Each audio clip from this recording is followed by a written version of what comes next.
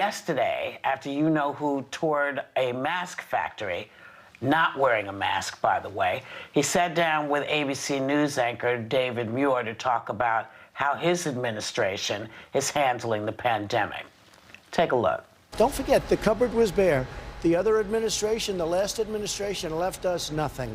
We didn't have ventilators. We didn't have medical equipment. We didn't have testing. The tests were broken. You saw that. We had broken tests.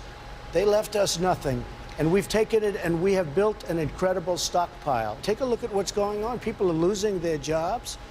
We have to bring it back, and that's what we're doing. There'll be more death, but the virus will pass, with or without a vaccine. And I think we're doing very well in vaccines. But with or without a vaccine, it's going to pass, and we're going to be back to normal. I want to just say to the people that have lost family and have lost loved ones, and the people that have just suffered so badly and just made it, that we love you, we're with you, we're working with you.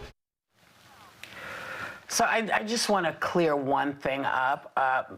When he says medically we had empty cupboards, he was referring to the strategic national stockpile. 3/4 of the N95 masks in the stockpile were used for the H1N1 in 2009. But the president does bear responsibility for choices made in the direction of the stockpile under his watch, including not prioritizing preparation for a pandemic. So, Joy, what was your takeaway with all of this? What was he trying to accomplish with this interview?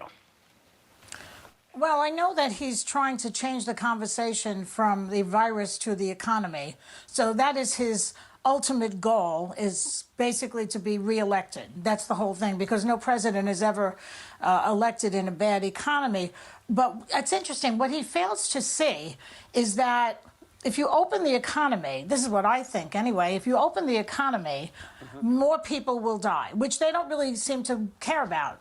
His attitude is, and the Republican leaders who are propping him up, their attitude is let people die as long as it's not us.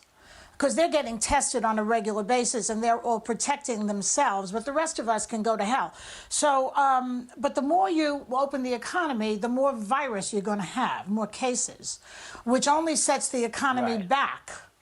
So he's not just a malignant narcissist, he's also a very bad tactician, because it's going to make the economy worse in the end as we get closer to November.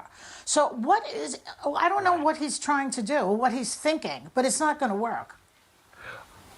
Well, he made a rare attempt at empathy, I think. Megan, what did you take away from this? Well, I agree with Joy that he's obviously trying to change the narrative. You don't go to possibly the ultimate battleground state of Arizona and tour the Honeywell manufacturing plant that's making N95 masks and has created 500 new jobs in Arizona in the past 5 weeks. They've really done an incredible job, and we should all tip our hats to the Honeywell company for doing that. But it's not an accident that the Trump administration has chosen this company in this state at this time to showcase, and I do think he is trying to change the narrative. Look, Arizona is reopening right now. I have friends that I saw on Instagram yesterday who are working out at the gym, getting their nails done, sort of going back to life in a slow process way. And what Joy was just saying, if we open up the economy, people die.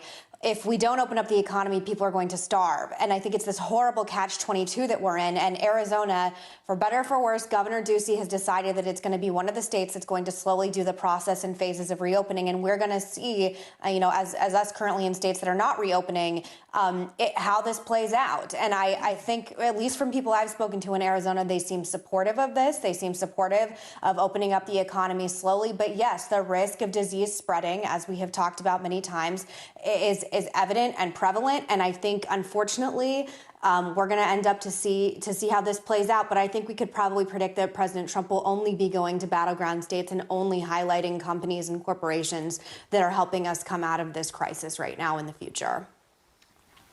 Right.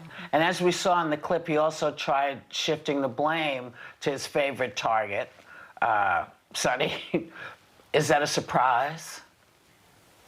Well, it's not a surprise that he tried to blame President Obama and President Obama's administration because he has this obsession with President Obama. I mean, he'll never be as smart as President Obama or as elegant or eloquent, or as successful. He'll never look as good in a tan suit. So he, of course, tried to do that. But I thought what was fascinating about what he said is he said, he somehow implied that he got bad tests really from feels, honey. President Obama's administration.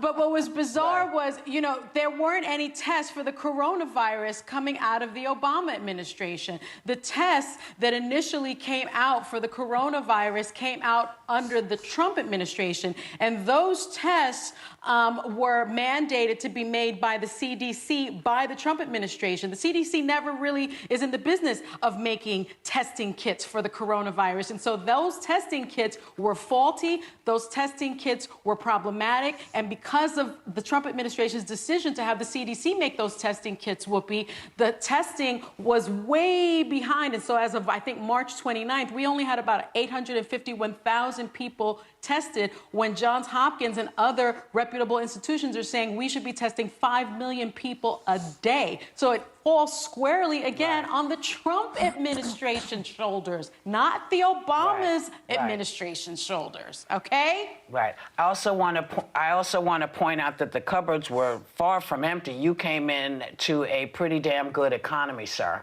I'm sorry, you may not like how it happened, but it was in good stead when you entered in, and you kind of got rid of a lot of jobs of people who could actually have helped us prepare for all of this. So some of this, is on your shoulders. But I noticed no one asked you why you're not letting Fauci testify.